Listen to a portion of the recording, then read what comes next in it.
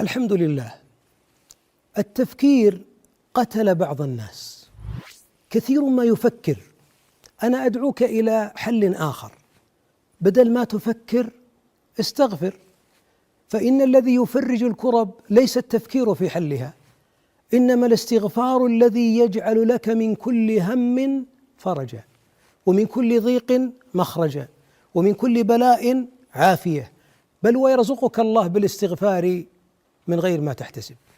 التفكير ما الذي جعلنا، ما الذي حل من مشاكلنا؟ أحيانا التفكير في دوائر مغلقة، تفكير في الحل ممكن، في الممكن، لكن التفكير بآلام كل ما أردناها تتعدل انقلبت عوجاء. الحل أن توقف التفكير السلبي هذا.